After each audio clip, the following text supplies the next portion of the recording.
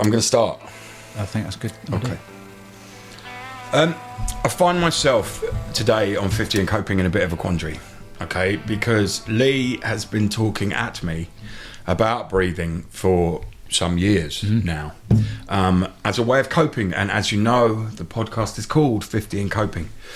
Well, I'm the 50 and he's the coping, you see. That's why there's a question mark. Today, we are honoured to have Dan with us. Hi, Dan. How you doing? Hi. Right, Dan is a wizard at Wim Hof breathing. Did I say that right? That's good enough for now. Yep. Okay, and you've always been known, when talked about, because obviously we have, as Wim Hof Dan.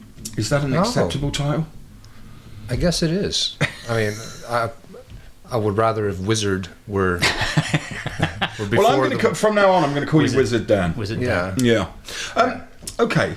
Now, before we get into all of the breathing stuff, okay, presumably you didn't start out your journey into careers by being a breathing instructor. Is that what you're called? What's the title? Among other things, the Wim Hof side of things, I'm a Wim Hof Method Instructor. Okay, cool. Yeah. Okay, Wim Hof Method Instructor. That's a good title. So, when you left school, and what did you go and study, and where did you end up? My interest has always been people, Yeah. and so that drove me into the field of psychology, more specifically as a behavioral analyst. Okay. So that's the normal trajectory that someone who tends to think of themselves as, I want to help I want to help people, I want to do stuff to help others. Okay. That's a normal trajectory to go. But quite quickly I ended up in a very different field, still within psychology, but within research, often known as the dark side of psychology, which is the in the marketing world. Right. So are we talking about research into how people react to products, that kind of thing? Very much so, yeah. Oh. The dark side of all things. Yeah. Right, but also lucrative. Definitely lucrative. Yeah. That was probably, if I'm honest with myself, what drove me into that world. To be honest, speaking from someone who is poverty driven at this point, lucrative is all good. Okay, so do you have a degree in psychology? Yeah. Do you have a master's? In behavioral In analysis. behavioral. Yeah. There you go. They're always educated, aren't they? Yeah. They're somewhat undereducated. I can say, though, that most of what I know today and most of the tools that I teach are not stuff that I learned in university. Okay. It's stuff that So I've they're learned life from experience that you've searched for. Yeah, and books and experiences and people like Wim Hof and podcasts, and you just learn with time, and there's just something about living that teaches us in a much more effective way than sitting in a classroom. I'm a great believer in that. I mean, even though I have just gone back to the classroom, I'm doing a psychotherapy introduction course with the OU, and also a child psychology course as well about understanding child behaviour. Which happened entirely by mistake. So that's great. Really? I was going to do the psychotherapy thing, and I applied for the child psychology to understand child psychology and how you can help and the process, thinking that no one would give me any kind of funding and it wouldn't happen. And of course, they both happened on the same day. So that's great. But actually studying... Child like developmental psychology is actually very, very interesting, because actually we're not that different than children. If you can really understand the way that a toddler thinks and how they behave, you'll understand a lot about how we behave as adults. I'm hoping to, because my behaviour's been terrible for a lot of years, and now I'm coming out at the end of that. Okay, so you get to the point where you are looking at the world that you're in and the world that you've created for yourself, and then doubt sets in, does it? How does the transition occur?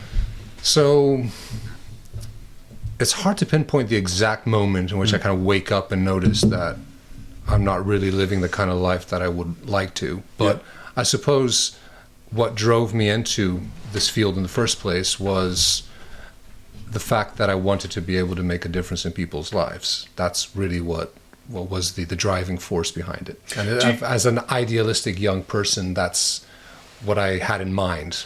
Before you got over to the dark side, did you have any kind of desires, like to a direction to help?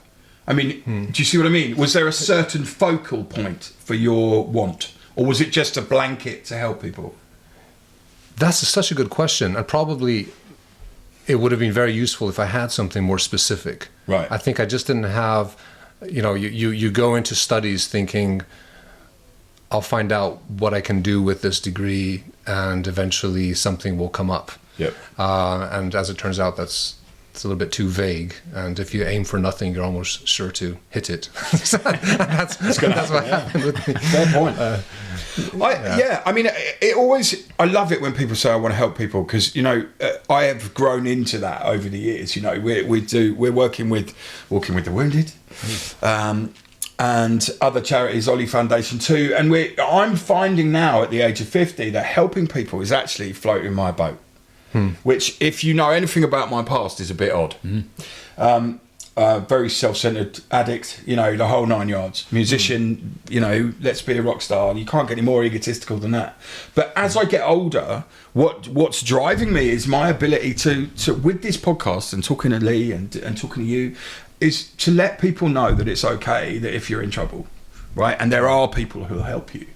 And that's really, floating my boat in. So I get the whole blanket helping, but I kind of picked a direction with the suicide and because I've got friends who have done that, and also there's something about veterans not being treated properly that really pisses me off. So hence that's my direction. But what's interesting is you go into a educational situation, and you didn't have a focus. It was just, let's see where this goes. Yeah, I wonder how many 18-year-olds actually have that kind of focus. I know that some of them do. Like I have a friend who was, when he was like 14 or 15, he was like, I'm going to do code writing. My thing is computers. Yeah. And that's exactly what everything he ever did from that point on in his life was to get to that. Until today, that's what he does. Yeah. Right.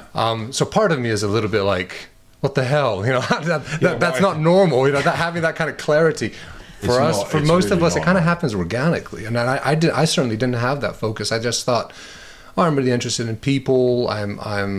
My parents have always been really into humanitarian work, and we lived in lots of different countries, like in South America, where they built orphanages and that sort of thing. So I guess so you had that. That sort of bit of doing something to help humanity was in me, but I didn't really have a clear idea of what I was going to do, and that's probably one of the reasons why at some point when I was offered a role in a company in research and marketing, you just went, I'll have it with a great paycheck, and I was like, yeah, why not? I can always do this for a couple of years and see what happens, and put together enough money for a deposit or whatever it is, and then take it from there.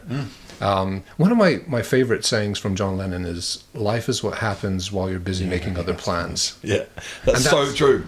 My father quotes that all the time as well. Isn't that odd? Oh, I love your dad already. He's a good guy. So, how did the transition take place? Actually, what happened?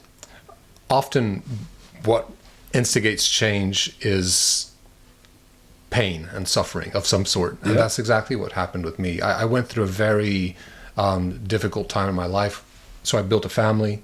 I had 3 children, and eventually we divorced, and the family fell apart. And sorry about that. Well, these things happen. We're in good company here, It's like this is what happens. It's like at the time it felt like the end of the world, but at the same time, now in hindsight, it turned out to be one of the best things that happened for me. It's what set me onto a path of a different path. Can we just investigate that a little bit as well? So you are used to this situation where you go home every day to the same place, and your children are there, and your wife is there, whether you get on with her or not.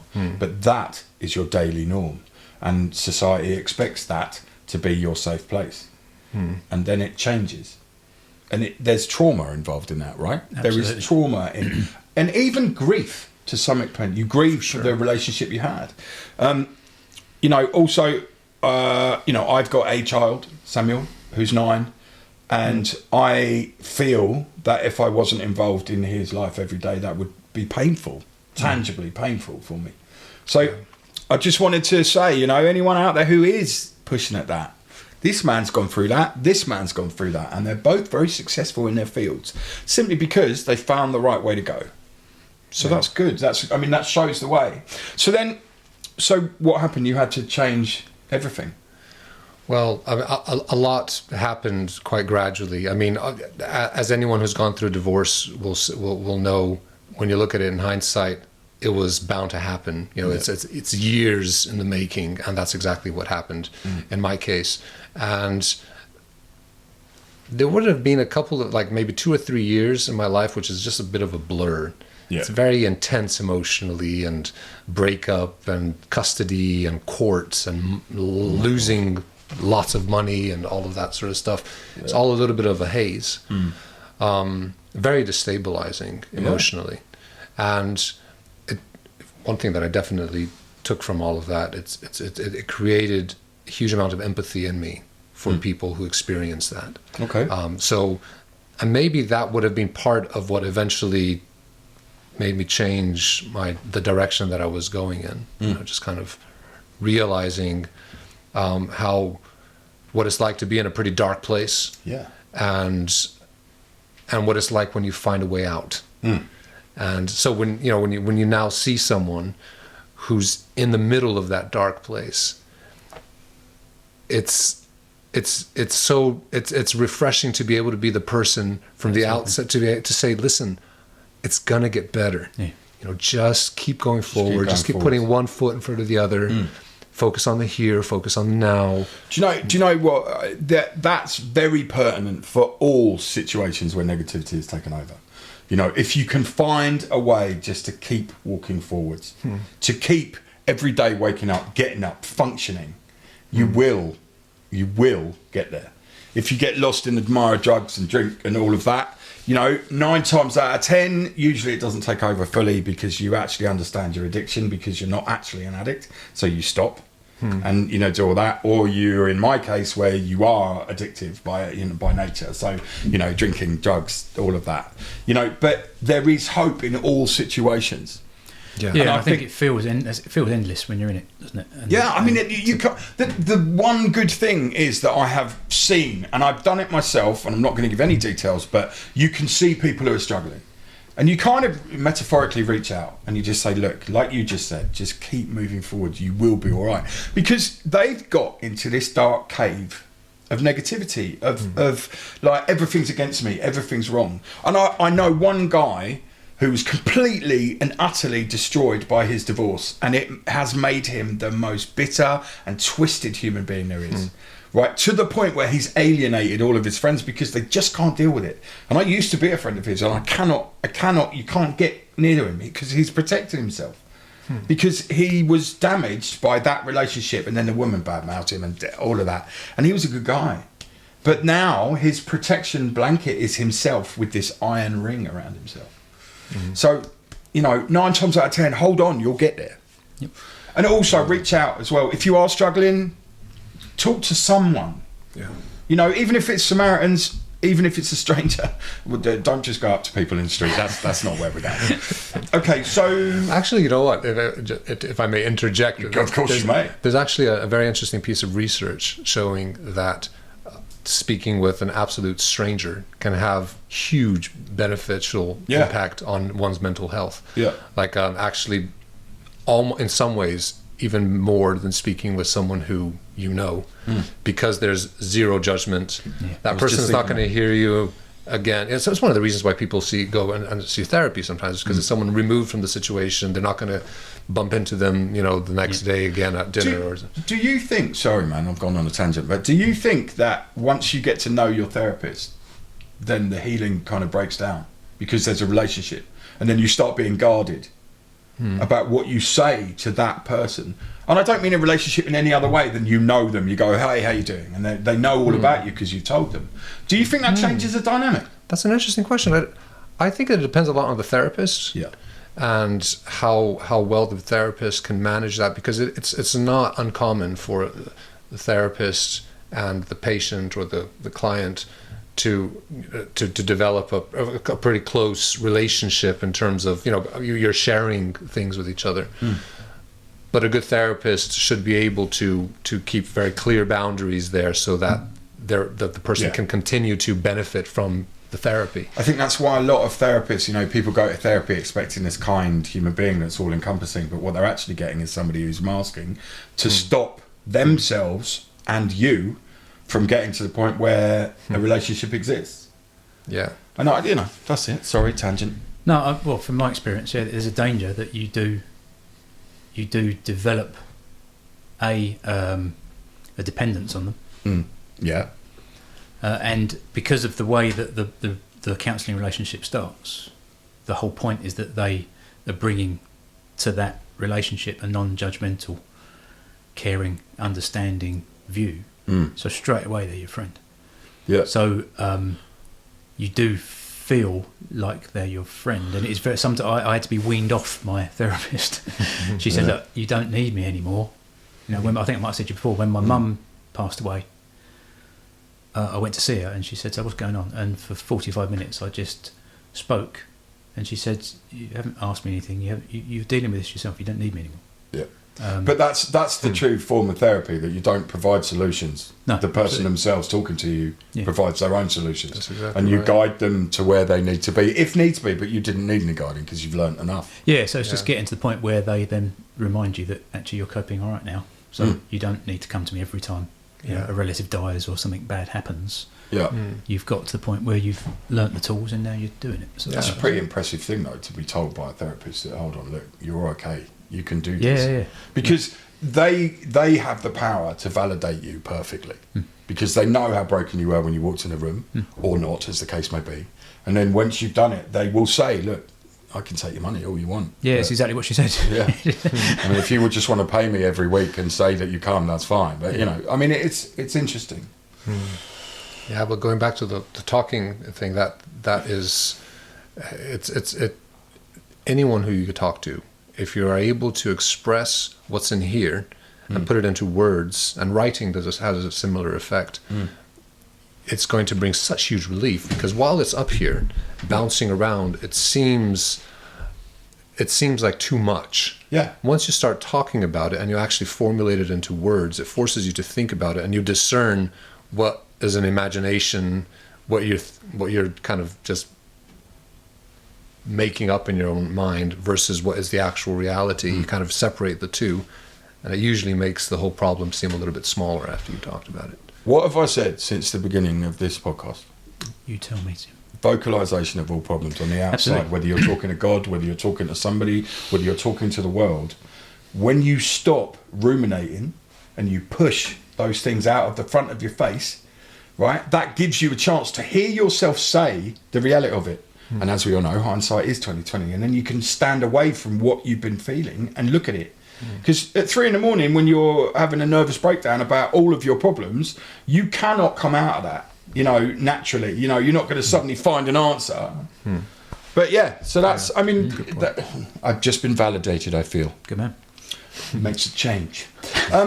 Okay, so you've come out of marketing, you've come out of your divorce, the other side. What happens then? Well, actually, even before I came out of marketing, my change in careers, and it was a big change. Like, my life today is unrecognizable to what it was just a few years ago. And a big part of that was, although in many ways I had a life that ticked a lot of boxes, and which seemed good, right? I had a stable job, it paid well, I had a nice house and everything, and in many ways I should be completely happy and satisfied, but there was a lingering sense of dissatisfaction in my life that just would not go away. Okay. And I never really examined that. And what started to change that for me was when I eventually heard about Wim Hof, went to one of his events, and started to experience that. Okay, who is Wim Hof? What does he do? None of us know. All right. So Wim Hof is a daredevil kind of super athlete type guy, a Dutch person who's known for breaking all kinds of world records. He at some point held 26 world records, and 26. and all of them had to do with enduring the elements. So the longest amount of time immersed in ice, with his body temperature being stable, so not dropping his body temperature. He climbed up Mount Everest wearing only shorts. Of course Same with Kilimanjaro. He ran a half marathon around the Arctic Circle, barefooted, also not wearing any clothes. Mainly exposing himself to the cold, but also in heat. He ran a full marathon in the Namibia desert, and the whole day didn't drink any water. Again, sort of just pushing the limits and doing things that for the most part would be considered impossible. Yeah, I mean, if the average person would try them, they would probably not survive. No. And so he was doing these things, but with the reason and the purpose behind it was to try to get attention to this method that he had come across, that he had developed. He didn't invent it because it's all based on very ancient ideas and principles having to do with controlling your nervous system and controlling your autonomous hormonal systems and your immune system and all kinds of systems which we consider autonomous or automatic, being able to manipulate them consciously, right, through certain breathing techniques, and also through regular and voluntary exposure to the cold. So they combining those two things, and also certain kind of mindset, some meditative exercises, which these three pillars, which would allow anyone to be able to do the things that he was doing. So for the most part, he was looked upon as a little bit of a freak show, someone who was just doing all these things, until eventually, more recently, he actually began to be studied. He put himself forward as a lab rat, really, and different labs around the world in which they actually measured exactly what was going on in his body while he was doing his breathing techniques and while he was immersing himself in the ice. Does he have the same bodies as, obviously he's well trained and well honed, but is there any abnormality with him at all that makes him able to do this, or is he just a Homo sapien? He's a man. He's absolutely a normal person. I mean, it's not really fair to say Wim Hof is a normal average person. He doesn't. But the things that he does, these techniques are very easy to learn, and anyone can apply them. Okay. So part of the work that I do, and this weekend I'm traveling to Poland, and what we do is we take up a group of people, amateurs with no previous training, up the snowy mountains in Poland, and we're talking about -10, lots of snow, and we will spend a lot of time learning these techniques. Eventually we're jumping into icy rivers and doing a long hike up a mountain wearing pretty much no clothes. That's a hike that takes 6 to 8 hours. Right. And again, in very cold temperatures. But you see these people who just a few days before had no training, and they're doing something which was just thought of as impossible not very long ago. And they're doing it just by a conscious control of their breathing and by developing a certain mindset that allows you to confront the elements in a different way, right? So you're going to confront them by learning to adapt to them as opposed to trying to protect yourself from them. And that's what animals in the wild do. Yeah, no, absolutely. I've got to ask this question. I apologise in advance. Go ahead. Is there anyone who's ever been on these courses, never got into that mindset and then couldn't do it? Or has everyone who's come to you and done the course and learnt the ways, do they all make it up that mountain? I mean, over the years, thousands of people have done this. So I'm sure there would have been some people who I mean with you. Oh, with me? No, it hasn't happened. But it's not to say that it will never happen. And if it did happen, I wouldn't be terribly disappointed at all, because each person is different. I mean, I've had people even... So we're not talking about like the real athletic types either. No, you're talking a lot of times it's people who have... I mean, we have people sometimes with very debilitating conditions, with cancer sometimes, or Parkinson's. On my last trip, there was someone who was just recovering from brain surgery, and another person who was in her probably early 70s with some serious mobility issues. Right. And we went at her pace, and she did it. But if it does happen sometimes that someone just they have a bad knee or something like that, and all the best mindsets and the best breathing techniques in the world are not going to fix a broken knee. Do they have to go through medical, or are there any checks before they come to you? Or there are certain conditions that they need to sign certain forms. There are certain conditions that we would either recommend that they don't participate in certain activities, or adjust the activity for them. Yeah, for them. So if someone has had previous heart conditions or something, we probably wouldn't get them to just jump straight into a frozen river. Go and run into a river. No, that would be bad, I'd imagine. Okay. So how do you go from? So you met Wim. Yeah. Right. Yeah. How did that go? Well, it was. I first came across the method, so I started to practice it, and the first time that I tried this kind of breath work, it completely blew my mind. I have had experienced some sort of psychedelic experiences before, and I would liken my experience to one of those. It just completely blew me away, and it took me straight to a very, very peaceful location in my mind, doing this breathing. So and then coupled with having cold showers and getting into cold water, that in itself started to change very much how I felt. Eventually I went to an event, I went to several events in the end. Yeah. And meeting Wim he's such an inspirational person, and he's probably one of the most authentic persons I know as well. Like, he's what you see when he's on camera, the whole kind of thing. That's exactly what he's like when he's in his kitchen. So, God, some would say a bit too much sometimes. Yeah. He's a nutser, but he's the wonderful thing about it is that although at first glance you might look at it and you think that this all looks a little bit culty, because you got this guy with a big beard with a loyal following, and everyone's kind of, oh, there's Wim Hof and stuff. He's actually a really simple man, and his whole message is, this is not about me at all. Yep. It's anyone can do this. So he hasn't got a Jesus complex. No. He just doesn't like shaving.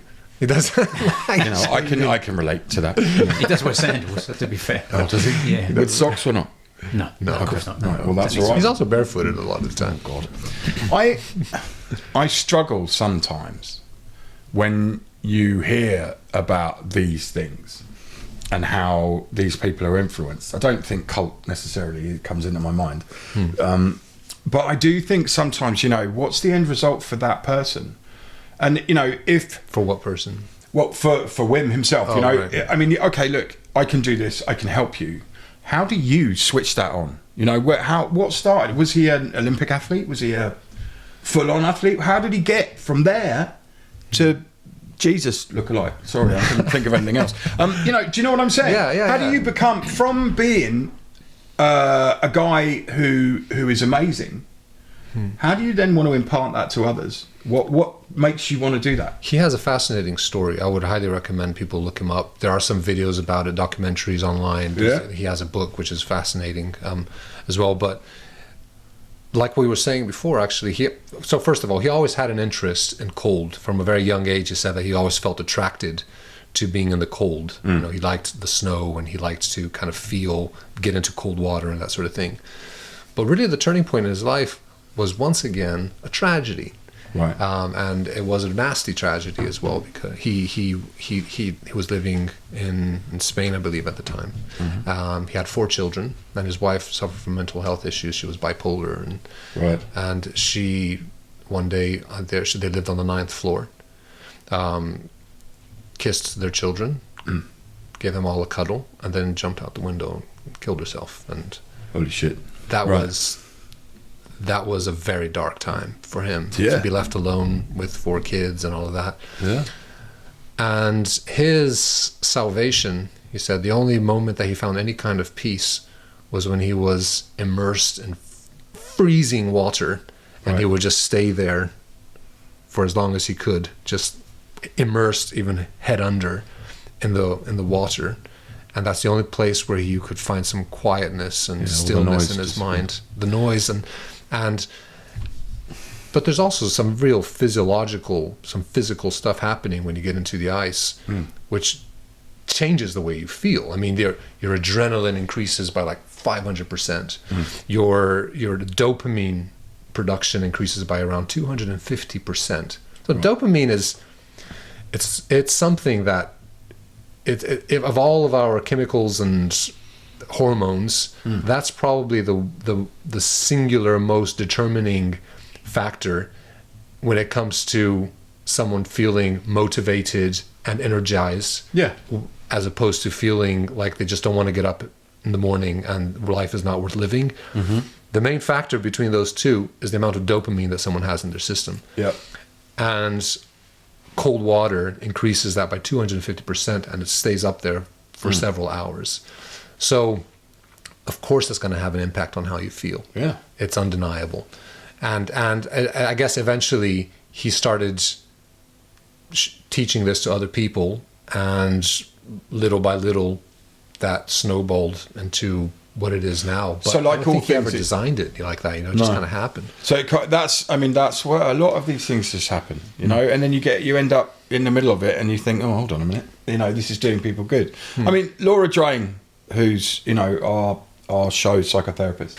So obviously we're a mental health podcast, so we have to have some backup just in case someone messages us with something we can't handle. We're not industry professionals. Fair enough. So Laura is, and basically, I talked to her about all these things, and I'm like, so I noticed you were in a flipping, river the other day. She does this, does she not? She does wild swimming. Yeah, she does wild swimming, but also there's a place where her and her friend go, and she can submerge to the neck, do all that. And she said, you feel amazing, and you do all that, and then your brain tells you that you're fine, and you're not doing that, and that's when you have to get out because your brain's lying to you. But she is an advocate of all of this. Yeah. And there's something powerful as well mentally about that act of getting into cold water. So imagine yourself in front of an ice bath, okay, water with a bunch of ice in it. What do you feel physically just before you go in? Physiologically, what's happening there? Your heart starts racing. You get that feeling of, if you've ever experienced anxiety or a panic attack, it's a similar feeling to that. Have you? Yeah. Okay, well, that's a very similar feeling that you get. Your body begins to panic because it knows what's about to happen. It's coming, Fight or flight. Or but then, the fight or flight, exactly. Or the fancy term for it would be the sympathetic nervous system. It really kicks in because it's telling you, whatever you do, get the fuck out of here. We don't want to do this. But mentally, you get yourself to a place in which you, through your breath, you slow down your whole nervous system, and you say, I'm going in nonetheless. You go in.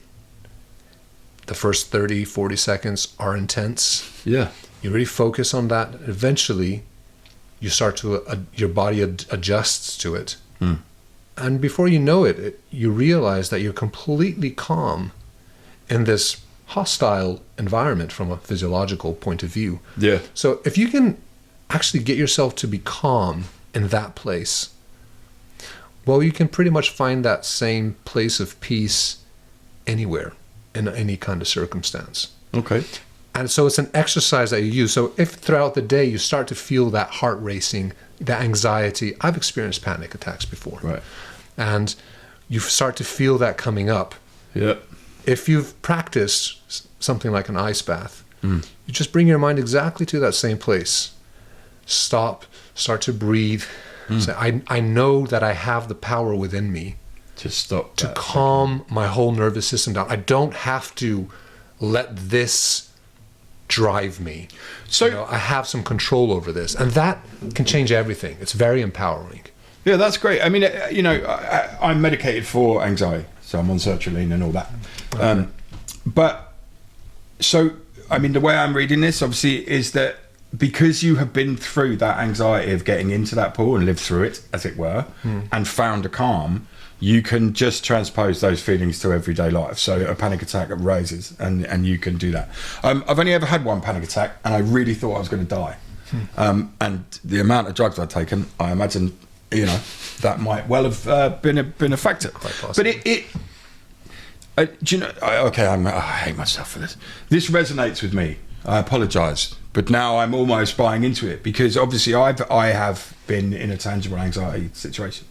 And now I can see that. I mean, I've been in the sea, in the North Sea when I was a kid, and you run in, you think, fuck off, I'm not doing that. And then you stay there for a bit longer because one of your mates has got a ball, and then you get a bit further, and then your sister's older than you and she runs in and swims off, and you're like, I'm not having that. And before you know it, you are in the sea. Yeah. And you're like, oh, okay. So, okay, that's the only thing I've ever done. I ain't getting to an ice bath. I'm still not doing it. So never say never. No, but it doesn't even have to be an ice bath. You could end a warm shower with cold water. It's just that idea of not wanting to go into it, because you don't. Your mind is telling you, I don't want this, and yet you take control. You get onto the driver's seat and you say, no, we are going in, and you're going to be fine. So it's like you're stepping voluntarily out. So it has to be voluntarily. It wouldn't. It wouldn't work if you just threw someone into the bath. You have to have that. It has to be a voluntary exposure to that. Just for future record, I will kill you if you throw me into an ice bath. Okay. I will. Okay, that's fine. Okay. So, how about this? Do you have to go through the actual act of going into that at some point for this to work in the future? Because that's a pretty big realization. I mean, I've never done it, right, as you know, and I've made a big thing about that, but I can understand. I've talked myself out of a panic attack, right? I've said, look, this isn't real, this is what you have to do, and you breathe and you do, whatever. But also you focus on the fact that if all I do is walk outside and I keep walking and I get to my car and I go where I'm going, it's not going to be as bad as you think, and then you calm down. Is that the same game? Is that what we're playing? But yours is a faster way of doing that. Obviously, over time, I got used to my anxiety and how to handle it until it blew up. But doing that bath or cold water or ice, do you have to do that to get to the state you're talking about? I guess I'm going to say yes, because I can't really think of a substitute for that. But let's put it this way. If you knew that there's a pill that you could take that is going to instantly calm you down, it's going to increase your dopamine by 250%. It's going to make you feel much better and energized. It's going to help you sleep a lot better. It's going to make you feel energized throughout the day. And it's just one pill that you need to take, and there's no negative side effects for it. Would you take that pill? I'd have crossed it into 2 lines and I'd have snorted it. That's the end of that. And well, that's exactly what you're getting from an ice bath, So that's that, and plus, apart from the physiological benefits from it, you get that psychological benefit of you're slowly building psychological resilience and coping mechanism. And it's the coping mechanism, because you understand that if you get through your fight or flight, and then you go down into it, there is calm at the end. So cause and effect, you find a way to do that. You get through it to find the calm, and then after that, you know that you can be calm, so therefore you can manipulate that situation. I think it's important for people to realise that breath work as a topic isn't necessarily just Wim Hof breathing and getting in ice baths. No. You can, if and I do this quite a bit, if you are at work and you're getting overwhelmed with the amount of emails coming in and phone calls coming in and your phone going off, there's methods that you can use using your breath that actually bring you down. I get a buzz in my head when there's too much going on. And if you breathe, and I think I've said it to you before, and Dan will probably give you more details, if you focus on the exhale, make your exhale longer than your inhale, then generally you will calm down. I have to do that anyway, because asthma and all of that. And asthma is about breathing out more. It's more important to breathe out than it is to breathe in. Well, there is a school of thought that smoking, people think they get calmed down by the fact they're actually calmed down by the fact it's just because they're blowing out. When they're actually, that's a good point. So there's actually, like, if I'm allowed a couple of minutes just to explain a little bit of some of the principles that really are behind this whole thing. I think that's important. Okay, so because when we talk about Wim Hof, he's known as the Iceman. The ice gets all of the attention. You see these photos of him on these in Iceland, and these icebergs, swimming in the ice and stuff. And it's quite impressive. But really, the the principle behind it all is really the breathing techniques behind it. Okay. And to understand the breathing techniques, this is very simple. Let's look at our nervous system. The nervous system is what dictates how you feel, how you respond to diseases, whether you feel stressed, whether you feel calm. Your nervous system is what determines all of that. Yeah. The autonomous nervous system is split into two. It's like a spectrum. On one side, you have the fight or flight, or the sympathetic nervous system, right? And imagine yourself with someone pointing a gun at your head and they're about to pull the trigger. How you feel at that point, that's the end of that spectrum. On the other side of the spectrum, you have the parasympathetic nervous system, right, which is also known as the rest and digest. So okay, when you're in a very deep sleep, that's the other side of the spectrum. So all throughout the day, your nervous system is fluctuating between the two. Now, what we know about the breath is that the breath is the only way of us accessing the nervous system consciously, because the nervous system happens autonomously, outside of our conscious control on that without breathing. Exactly. But breathing, the breath is completely interlinked. It is one and the same with the nervous system. Right. So we all know that when we feel a certain way, whether you're feeling anxious or excited or happy or angry or tired, you breathe a certain way. Yeah. So the understanding of how breathing works is kind of flipping that around, because the opposite is also true. So if you breathe a certain way, you will force your nervous system in a certain direction, and then it's going to change how you feel. Okay. That's where the power of it is. So when you're going into an ice bath, your sympathetic nervous system kicks in big time.